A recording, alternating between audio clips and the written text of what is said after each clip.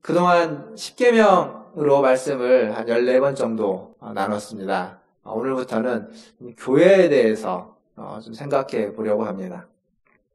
요즘 코로나19로 말미암아서 많은 어려움들이 있습니다. 경제적인 어려움을 겪는 곳도 있고, 또 경제적인 어려움뿐만 아니라 이제 살아가는 일상의 어려움을 겪는 분들도 있습니다. 개인적으로는 그런 어려움이지만, 사업을 하시는 분들은 이렇게 탁구장이라든지 유통업체라든지 또 이런 어떤 모임들 가운데 그러한 일이 발생하기 때문에 굉장히 어렵죠. 특히나 이제 그 언론에 회자되고 있는 언론에 그것들이 언급이 되면 더더군다나 그런 것들이 더 어렵게 됩니다. 어떤 지역, 또 어떤 업종 이런 것들이 있으면요. 교회도 예외가 아니죠. 교회도 언론에 자주 등장하고 있지 않습니까? 지난번에 이제 예전에 성남시에서 이렇게 있었던 일, 처음에는 교회는 아니지만 이단이라고 하는 신천지로 시작됐지만 이제 교회라고 이름되어져 있고 알려지게 되는 성남에 있는 교회, 그리고 최근에는 이 인천 지역에 있는 작은 교회들, 보통 이제 국제 에녹 부흥사인가요? 아마 그런 회에 속한 작은 교회들, 그리고 그 킹제임스 버전으로 성경 공부하는 원어 성경이라고 하는 성경 공부하는 모임으로 촉발된 것들, 그리고 계속 이렇게 많지는 않지만 이어져서 나오고 있습니다. 이러다 보니까 처음에는 교회가 주목받을 때는 보통 이제 큰 교회들, 많은 사람들이 모이는 곳이 좀 문제여서 주목을 받았는데, 최근에는 큰 교회보다는 작은 교회들, 작은 사람들이 모이는, 작은 교회들이 좀 공간이 더 협소하고 협소한 공간에서 모이다 보니까 거리를 두기가 더 어렵고, 그런 모임들 속에서 많이 어려움을 당하고 있습니다. 물론 이제 우리는 다르고, 우리는 환경도 다르고 상황도 다르다라고 이야기할 수 있지만, 사실 교회는 다 교회죠. 교회라고 이야기하면 이렇게 볼 수 있습니다. 우리는 문화촌 제1교회라는 이름을 가진 서대문구 홍제동 홍은동에 있는 교회입니다. 보통 그런 지역교회라고 부르죠. 로컬처치라고 부르는 이런 교회이지만, 동시에 우리는 하나님의 교회, 하나님의 나라에 속한 어떤 보편적인 교회입니다. 모든 교회가 다 그렇게 하나님의 교회다라고 말할 수 있습니다. 그러니까 하나의 큰 교회에 속해 있는 교회임과 동시에 한 지역에 속해 있는 지역교회입니다. 이게 교회가 가지고 있는 두 가지 중요한 특징입니다. 이 두 가지 중요한 특징이 교회를 생각할 때 항상 염두에 둬야 됩니다. 교회는 보편성이 있어야 되지만 동시에 우리만의 지역적이고 우리만의 특색, 특징도 또한 함께 있어야 됩니다. 4주 동안 이런 교회의 모습을 좀 찾아가려고 합니다. 오늘 주보를 보시면 이번에 시작하는 이제 설교 시리즈명이라고 할 수 있죠. 그게 보면 동그라미 동그라미 해서 이렇게 땡땡 하는 교회, 진리를 사랑하는 교회, 오늘 이제 설교 제목이죠. 다음 주에는 사랑을 표현하는 교회, 그 다음 주는 세상을 사랑하는 교회, 그리고 마지막 네 번째로는 성숙을 추구하는 교회, 그래서 무엇 하는 교회라는 이름으로 같이 좀 생각해 보려고 합니다. 먼저 기억하실 것은 이겁니다. 교회에 대해서 생각할 때 가장 먼저 우리가 잊지 말아야 되는 것은 뭐냐면, 교회를 가지 말고 교회가 되라라는 겁니다. 한번 따라 해보시겠습니까? 교회를 다니지 말고 교회가 되라. 다시 한번 따라서 할까요? 교회를 다니지 말고 교회가 되라. 사실 우리는 보통 교회를 다닌다고 하죠. 누군가 만나서 신앙생활에 대한 이야기를 하다 보면 다른 사람, 이 사람이 교회를 다니는지 안 다니는지, 예수를 믿는지 안 믿는지를 알기 위해서 우리는 예수 믿으세요라는 표현보다는 교회 다니세요라는 질문을 먼저 하게 되고, 또 대답도 저는 문화촌 제1교회 다닙니다라고 대답을 하겠죠. 그 대답이 틀린 대답이 아니지만 그럼에도 불구하고 우리의 신앙이 교회를 다니는 신앙을 좀 넘어설 필요가 있습니다. 특히나 이 코로나19로 말미암아서 교회를 다니는 수준의 신앙에 머물러 있으면 안 되는 상황에 우리는 직면해 있습니다. 교회를 못 왔지 않습니까?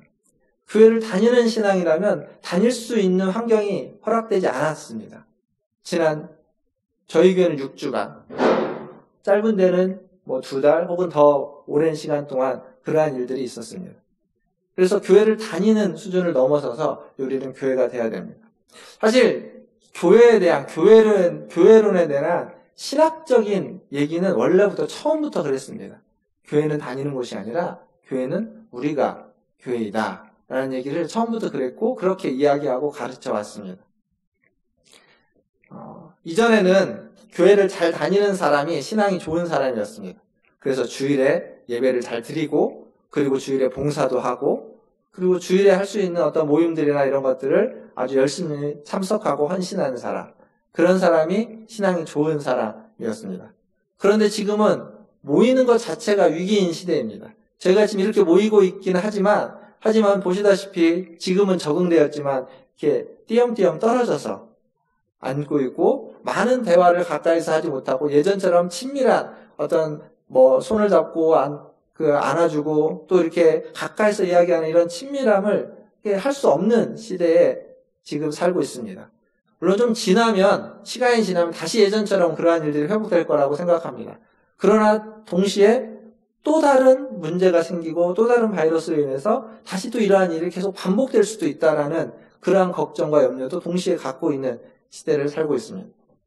사실 성경에 보면, 히브리서에 보면 모이는 것을 패하는 것처럼 모이기를 패하는 어떤 마지막 시대의 모습을 경고하고 있습니다. 지금이 딱 그런 시대 아니겠습니까? 모일 수 없는 시대, 모이는 것에 힘쓸 수 없는 시대, 모이는 것에 힘쓰다 보면 자칫하면 사회의 지탄을 받을 수도 있는 시대를 살고 있습니다. 이게 사실 코로나 때문에 그런 건 아닙니다.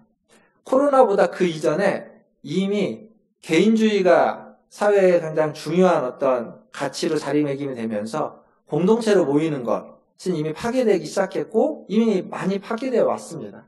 코로나가 그것을 가속화시켰고 극대화시켰고 강화시킨 것뿐입니다.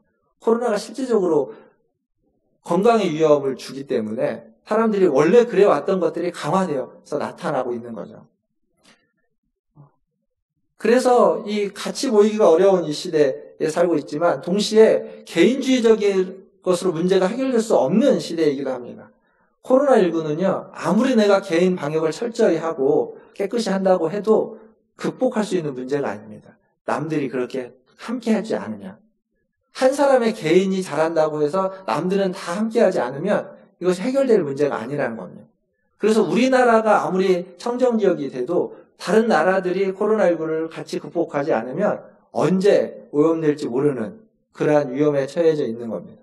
즉, 이 코로나19가 참 많은 것들을 생각하게 하는데 개인주의, 개인의 어떤 것들도 중요하게 생각되고 그것들을 추구하게 만들지만 동시에 개인만으로는 살아갈 수 없는 세상이라는 것을 말해주고 있기도 합니다. 그러니까 나 하나쯤이야 라는 생각을 가지고 있으면 이것은 극복될 수 없는 문제가 되는 겁니다. 근데 교회도 마찬가지입니다. 교회를 다니는 사람은 교회를 다니는 많은 사람 중에 한 사람입니다. 그래서 교회를 다니는 많은 사람 중에 한 사람이기 때문에 그냥 나 한 사람쯤이야 가도 되고 안 가도 되고 이걸 해도 되고 안 해도 되는 것이 되는 겁니다. 그런데 내가 교회가 된다는 건 나 한 사람쯤이야가 아니라 내가 하는 일이 교회가 하는 일이고 내가 하는 말이 교회가 하는 말이고 내가 하는 생각이 교회가 갖는 생각이 되는 겁니다. 나 한 사람쯤이야라는 생각을 가질 수 없게 만드는 겁니다. 앞으로 우리가 어떤 교회가 돼야 될지를 생각하기 전에 먼저 제가 이 말씀을 드리는 이유는 뭐냐면 교회는 이러해야만 합니다. 진리를 사랑해야만 합니다. 라고 하는 얘기가 그냥 교회를 다니는 많은 사람 중에 나 한 사람도 나도 그래야 되겠구나 라고 하는 그런 수준의 얘기가 아니라 내가 진리를 사랑해야 된다라는 얘기입니다. 교회가 이러이러해야 된다고 앞으로 제가 말씀드리는 모든 것은 내가 그러해야만 한다라는 얘기로 받아들이셔야만 합니다. 교회에 대한 얘기를 할 겁니다. 주로 교회라고 표현을 하고 얘기를 하겠지만 동시에 그 교회가 바로 나 자신이라는 사실을 꼭 기억하시고 이번 이 말씀을 들으시고 또 이 말씀에 집중하시기를 바라겠습니다. 첫 번째로는 진리를 사랑하는 교회입니다. 왜 교회는 진리를 사랑해야만 하냐면 진리에 토대를 두고 진리가 기초가 되어서 교회가 세워졌기 때문에 그렇습니다. 마태복음 16장 18절을 보면 예수님의 베드로에게 이렇게 얘기합니다. 또 내가 내게 이르노니 너는 베드로라. 내가 이 반석 위에 내 교회를 세우리니 음부의 권세가 이기지 못하리라. 이것은 앞에 베드로가 16절에서 주는 그리스도시요 살아계신 하나님의 아들입니다 라고 고백한 그의 신앙 고백을 근거로 해서 예수님이 하시는 말씀입니다. 그 베드로의 그 고백을 뭐라고 예수님이 말했냐면 너에게 이것을 알려준 이는 하나님이시다. 하나님이 너에게 이 진리를 알려줬다라고 이야기합니다. 그 진리 위에, 그 고백 위에 교회를 세운다라고 이야기하고 있습니다. 지금 우리의 교회는 바로 그 진리 위에, 그 고백 위에, 그 진리의 토대가 되어서 세워진 곳이 바로 우리가 지금 몸담고 있는 교회입니다. 그래서 교회는 진리를 사랑해야만 합니다. 좀 더 이제 지역적으로 와보면 우리가 속해 있는 교회, 대한예수교 장로회라고 하는 교회는 헌법이라는 게 있습니다. 그 헌법에 가보면 우리가 고백하고 있는 신앙 고백이 있습니다. 그리고 그것을 문답 형식으로 만들어 놓은 것이 있죠. 그게 웨스트민스터 소요리 문답 혹은 대요리 문답 이렇게 되어 있습니다. 요리 문답이라는 말이 무슨 얘기냐면 교리라는 말입니다. 교리. 대요리 문답은 대교리 문답이라고 하면 되고 소요리 문답은 소교리 문답입니다. 대소는 뭐냐면 대요리 문답은 훨씬 더 양이 많고요. 소요리 문답은 그것을 107개의 질문으로 107가지의 질문으로 더 좀 단촐하게 줄여놨습니다. 근데 이 소요리 문답, 소교리 문답에 대해서 우리가 좀 첫 번째와 두 번째 걸 볼 건데 이 첫 번째는 많이 봤던 겁니다. 많이 들어왔던 교리 문답이죠. 첫 번째 질문이 뭐냐면 사람의 제일 되는 목적은 무엇인가?입니다. 그거에 대한 답이 뭐죠? 우리가 들어봤을 겁니다. 사람의 제일 되는 목적은 무엇인가에 대한 소요리 문답의 답은 사람의 제일 되는 목적은 하나님을 영화롭게 하는 것과 영원토록 그를 즐거워하는 것이다. 이게 우리가 고백하고 배우는 요리 문답, 교리 문답의 첫 번째 질문과 답입니다. 107개나 되는 요리 문답의 첫 번째 질문과 답인데 이 첫 번째 질문과 답에서 이어지는 두 번째 질문과 답이 있습니다. 두 번째 질문은 뭐냐면 하나님은 무슨 규칙을 우리에게 주시어 어떻게 자기를 영화롭게 하고 즐거워할 것을 지시하셨는가? 어떤 규칙을 주셨는가라는 겁니다. 하나님을 영화롭게 하고 하나님을 즐거워하라고 첫 번째 질문에 답을 해줬는데 그럼 어떻게 무슨 규칙으로 그걸 하겠느냐라고 했을 때 답이 뭐냐면 이겁니다. 신구약 성경에 기재된 하나님의 말씀은 어떻게 우리가 그를 영화롭게 하고 즐거워할 것을 지시하는 유일한 규칙이다. 성경이죠. 하나님의 말씀, 기록된 하나님의 말씀은 이 성경이 바로 하나님을 영화롭게 하고 하나님을 즐거워하는 길을 안내해주는 유일한 길이고 유일한 규칙이고 유일한 기준이다 라고 말해주고 있는 겁니다. 우리에게 있어서 제일 되는 목적이 하나님을 영화롭게 하고 하나님을 즐거워하는 것인데 하나님을 영화롭게 하고 하나님을 즐거워하기 위해서 우리에게 주신 기준과 방법과 나아갈 길이 기록된 하나님의 말씀인 성경이라는 겁니다. 즉 성경이 우리에게 주신 우리가 가지고 있는 가장 제일 된 목적을 이루기 위해서 가장 중요한 책이라는 거죠. 중요한 말씀이 되는 겁니다. 이게 개인에게만 국한된 얘기가 아닙니다. 개인으로 얘기하지만 교회도 마찬가지입니다. 교회에 가장 중요한 제일 되는 목적이 있다면 하나님을 영화롭게 하는 것과 하나님을 즐거워하는 겁니다. 똑같습니다. 근데 그것을 하기 위해서 교회가 추구해야만 하고 사랑해야만 하고 교회가 더욱더 주목해야만 하는 건 기록된 하나님의 말씀을 아는 겁니다. 기록된 하나님의 말씀인 성경을 배우고 성경을 공부하는 것이겠죠. 개인이든 교회든 우리는 다 하나님의 말씀에 우리의 모든 신앙의 토대를 둬야만 하는 겁니다. 한 2달간 신약성경을 통독을 했죠. 신약성경을 통독하면서 우리가 읽었던 그 하나님의 말씀이 저와 여러분과 또 우리 교회의 모든 것의 기준이 돼야 됩니다. 우리의 모든 삶의 기준이 돼야만 하고 우리의 모든 행동의 기준이 돼야만 하고 우리의 생각의 기준이 되고 그리고 우리의 가치의 기준이 돼야만 합니다. 그 진리 위에 하나님의 말씀인 그 진리 위에 저와 여러분의 모든 것들이 다시 세워지는 은혜가 있기를 주님의 이름으로 축원드립니다. 오늘 읽은 본문은 이 바울이 디모데에게 아들처럼 여기는 디모데에게 성경에 대해서 하나님의 말씀에 대해서 주고 있는 권면입니다. 3장 12절, 오늘 읽었던 말씀 중에 3장 12절을 보면 무릇 그리스도 예수 안에서 경건하게 살고자 하는 자는 박해를 받으리라 라고 합니다. 경건하게 살려면 박해를 받는다는 겁니다. 지금 바울이 그 박해를 당하고 있고 말세를 살아가게 되는 디모데도 언젠가는 그러한 상황에 직면할 것이기 때문에 지금 바울이 디모데에게 권면하고 있습니다. 뭐라고 권면하냐면 15절에 보니까 또 어려서부터 성경을 알았나니 능히 너로 하여금 그리스도 예수 안에 있는 믿음으로 말미암아 구원에 이르는 지혜가 있게 하느니라. 성경이 그런 것인데 그 성경을 네가 이미 어려서부터 배웠다는 겁니다. 그리고 그 배우고 확신한 그 일에 거하라. 배우고 확신한 일을 따라서 살아라. 라고 바울은 권면하고 있습니다. 굉장히 간단한 이야기입니다. 어렵고 무슨 뭔가 설명이 많이 필요한 이야기는 아닙니다. 어려서부터 배웠던, 어려서부터 들었던 하나님의 말씀, 그리고 네가 확신했던 그 말씀을 따라서 살아가라 라는 이야기입니다. 그 말씀을 따라갈 때 비로소 구원에 이르는 지혜가 거기서부터 나온다라고 얘기해주고 있죠. 그런데 바울이 이 말씀, 오늘 읽었던 본문 안에 그렇지만 그것이 쉽지 않은 이유는 그 안에 속이는 자들이 있다는 겁니다. 오늘 우리의 말씀을 보면 그 진리를 대적하고 속이는 자들, 13절에 보면 악한 사람들과 속이는 자들이 더욱 악해져서 속이기도 하고 속기도 하나니 속고 속이는 이러한 일들이 그 안에 같이 있다는 겁니다. 진리를 대적하는 자, 진리를 속이는 자, 그리고 속임을 당하는 자. 쉽게 보면 이단이 떠오를 겁니다. 이단들의 가르침은 악하고 또 우리를 속이는 가르침이 분명합니다. 그러나 이단만 그런 것은 아니죠. 이단 못지않게 역사적으로 보면 교회 안에 이 속이는 가르침들, 잘못된 가르침들이 많이 들어와 있습니다.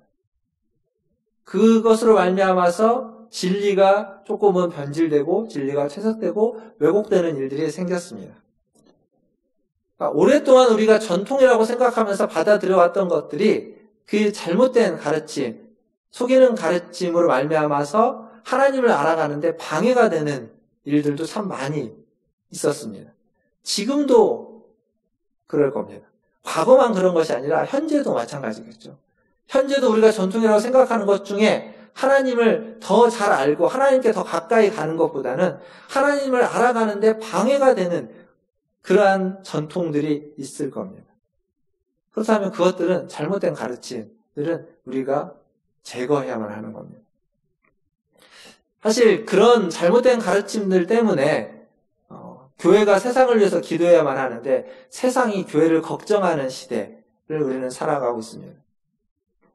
그 몇 년 전에 어느 한 큰 교회의 목사님이 재판을 받았는데 재판에서 실형 한 4년 정도 실형을 선고받고 법정 구속돼서 지금은 그 실형을 다 이제 형을 다 마치고 출소를 했습니다. 일단 그 목사님이 있습니다. 근데 그 죄가 뭐였냐면 도박입니다. 도박. 교회 헌금으로 도박을 했습니다. 그것도 수년간. 도박한 이유를 변명을 하는데 이유를 뭐라고 하냐면 교회 재정이 어려워서 교회 재정에 좀 보탬이 되려고 도박을 했답니다. 이게 뭐 몇백만 원, 몇천만 원 정도가 아니라 수십억을 했습니다. 수십억을. 헌금으로 도박을 한다. 말도 안 되는 비상식적인 일이죠.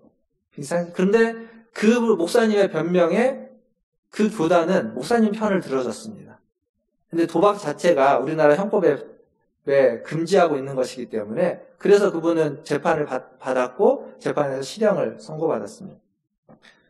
근데 이 비상식적인 모습을 편을 들었던 교단의 모습들, 그리고 그 교회 안에 많은 성도들이 또 목사님의 얘기에 편을 들어주기도 했습니다. 그러한 모습들이 밖에서 볼 때에는, 젊은 사람들을 볼 때에는 이게 비상식적으로 보이는 겁니다. 그러다 보니까 교회에 대한 지탄이 더 많아지게 되는 거죠.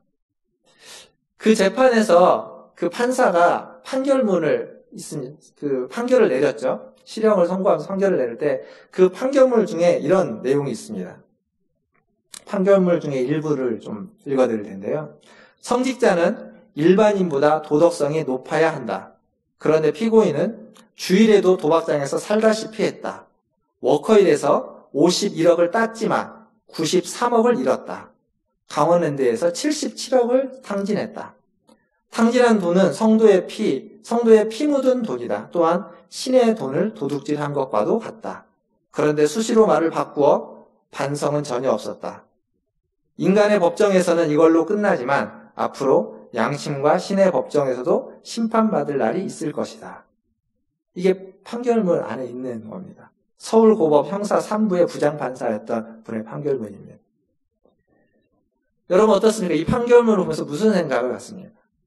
좀 부끄럽지 않습니까? 이게 어쩌면 교회가 세상을 향해서 얘기해야만 하는 일들인 것 같은데 세상의 판정의 재판관이 교회를 향해서 해주는 얘기입니다. 교회라고 완전할 수는 없습니다. 실수도 있고 죄도 짓고 잘못도 합니다. 그러나 실수를 하고 죄를 지었다면 회개할 줄 아는 게 교회입니다.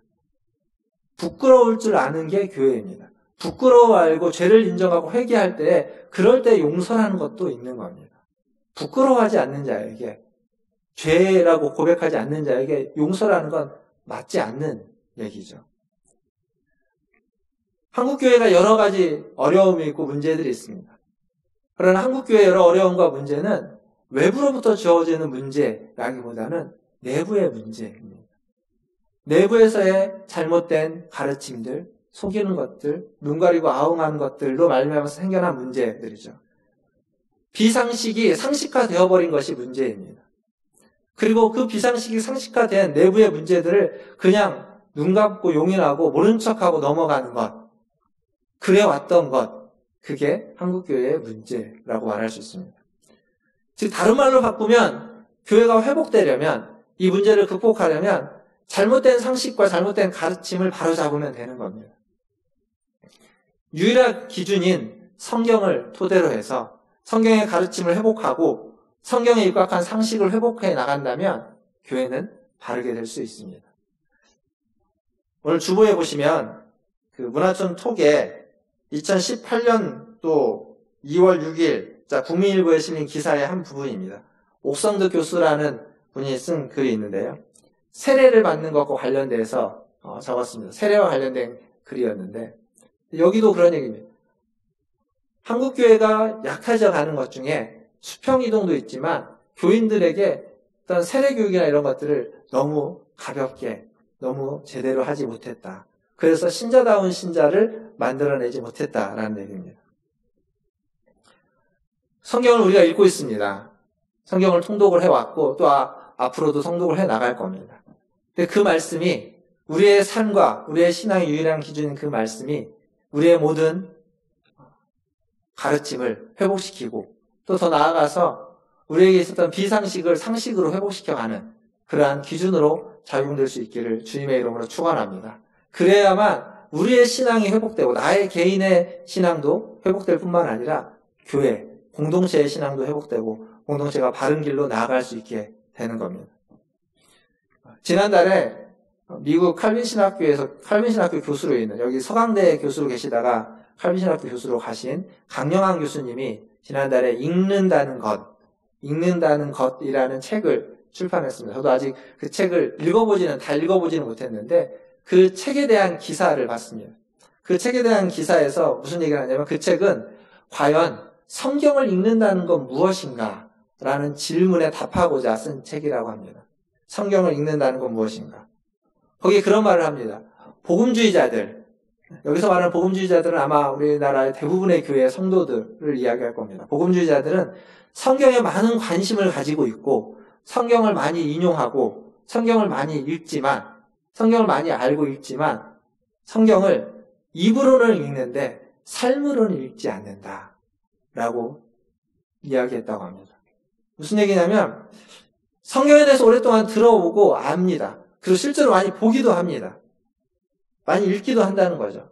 그런데 그것을 눈으로 보고 입으로는 읽지만 우리의 마음과 우리의 삶으로는 읽어내지 않는다는 겁니다. 그러니까 성경대로 사는 건 다른 문제라는 겁니다. 성경을 읽는 것과 성경대로 사는 건 같은 문제가 아니에요. 성경을 읽으면서 알았습니다. 내가 이러면 안 되겠구나. 이렇게 살면 안 되지. 근데 그렇게 살지는 않습니다. 다른 문제가 되는 겁니다. 여러분 자전거 탈 줄 아십니까? 자전거를 모르는 분 계십니까? 자전거를 모르는 분은 안 계십니다. 다 압니다. 자전거가 어떠한 원리로 페달을 밟으면 나아간다는 것도 압니다. 어떤 분들은 자전거의 역사에 대해서도 알 수 있고 자전거의 종류도 다 알 수도 있습니다. 그런데 다 알아도 자전거를 타지 않으면 그 자전거는 나와 아무 상관이 없습니다. 다 알기는 알지만 내가 자전거를 타지 않으면 그 자전거는 나의 삶에 아무런 영향을 주지 않습니다. 성경 읽는 것도 이와 같습니다. 성경을 알고 성경을 읽는데 그 성경대로 살지 않으면 그 성경은 나에게 아무런 영향을 주지 않습니다. 성경대로 사는 것은 성경을 읽는 것과는 또 다른 문제입니다. 물론 더 큰 문제는 읽지 않는다는 데 대해서 있을 겁니다. 읽어야만 하겠죠. 읽지도 않고 어떻게 그대로 살 수 있겠습니까? 바울은 디모데에게 지금 뭐라고 말하냐면 내가 배우고 확신한 일에 거하라는 거죠. 어려서부터 배웠던 그 성경 말씀 그대로 따라서 살아가라고 이야기하는 겁니다. 그 성경은 하나님의 감동으로 된 것이고 의로 교육하기에 교훈과 책망과 바르게 함과 의로 교육하기에 유익하다라고 이야기하고 있습니다. 우리를 온전케 하고 우리가 선한 일을 할 수 있는 능력을 갖추게 하는 것인데 그것을 배웠으니까 그 배운 그대로 살아라라고 권면하고 있습니다. 우리에게도 마찬가지입니다. 지금 바울이 디모데에게 한 권면은 우리에게 한 권면입니다. 우리가 좀 더 심각한 이유는 아까 제가 말씀드렸던 것처럼 우리가 성경을 아예 읽지 않는다는 게 더 큰 심각한 문제겠죠. 성경을 일단 읽어야 됩니다. 사실 목회를 하면서 신앙생활하고 목회를 하면서 많은 성도님들을 만나봤는데 신앙생활을 한 지가 꽤 되었는데 성경을 모르는 분들이 참 많았습니다. 성경을 모르는 분들. 어떤 분들은 성경을 읽기는 하지만 이제 어렵고 난해하니까 읽다가 중간중간에 포기하기도 하죠. 그리고 모른 채 넘어가기도 합니다. 근데 의외로 그 모르는 것, 성경을 알고 싶어 하고 성경을 알려달라고 요청하는 분은 극히 드물었습니다. 목사인 제게, 저는 이제 부목사였을 때, 성경 공부를 이렇게 하면 성경 공부에 사람들을 이렇게 모집을 하죠. 제자훈련 같은 걸 한다고 하면 모집을 할 때 성경 공부 하시라고 권면을 많이 하고 광고도 막 하고 하는 게 좋다고 권면을 하지 성경 공부 언제 여냐고 쫓아다니면서 좀 성경 공부 시켜달라고 하는 사람은 별로 본 적이 없습니다. 근데 반대해야만 하는 겁니다. 성경을 더 알기 위해서 힘써야만 하는 겁니다. 배우기 위해서 애써야만 하는 겁니다. 자꾸 졸라야죠. 여러분들이 자꾸 졸으면 어쩔 수 없이 하는 겁니다. 근데 그 어쩔 수 없이 하는 것이라고 하는 그것들이 사실은 우리에게 필요한 것이 되는 겁니다. 그건 누구를 위해서가 아닙니다. 나 자신을 위해서, 나를 위해서, 교회를 위해서 꼭 있어야만 하는 겁니다. 앞으로는 이게 더 중요해질 것 같습니다. 왜냐하면 코로나19가 이게 그냥 완전히 없어지거나 그러기에는 참 어려운, 이게 뭐 한두 달 있으면 좀 사라질 거라는 기대를 하기 좀 어려운 상황이 계속 이어지고 있습니다. 여기까지 올 줄 몰랐죠. 저희도 6월 달에도 이렇게 지금 있을 거라는 생각을 지난 3월 달에는 하지 않았습니다. 그렇다면 어떻게 해야 될까요? 주일에 예배를 드려야 됩니다. 지금처럼 계속 예배를 드릴지도 모릅니다.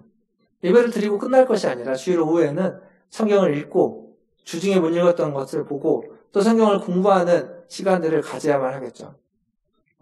개인적으로 하기 어렵다면 누군가의 도움을 받아서 함께 그 일들을 해야만 합니다. 예전처럼 다시 모이게 되어서도 마찬가지일 겁니다.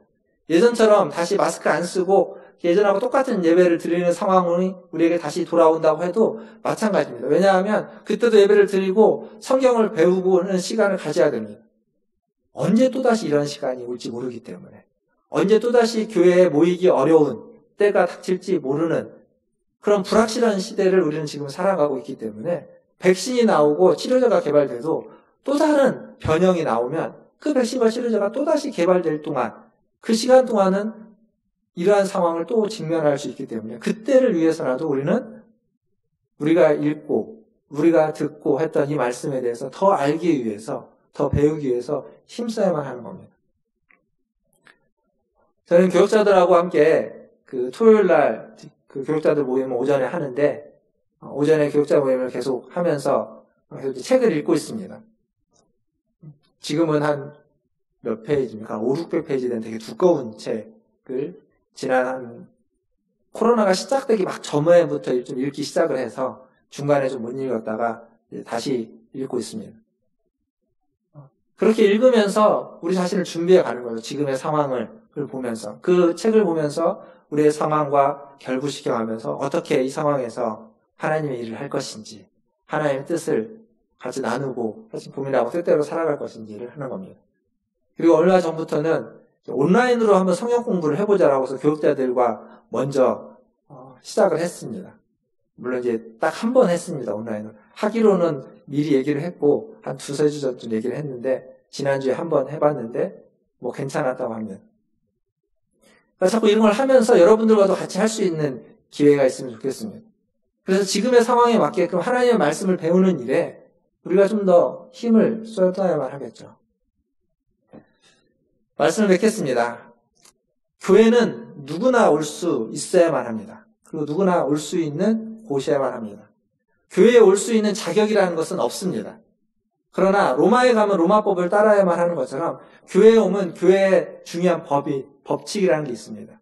그게 하나님의 말씀인 성경입니다. 그리고 그 하나님의 말씀인 성경을 배워야만 하는 곳, 그것이 교회입니다. 예배를 드려야죠.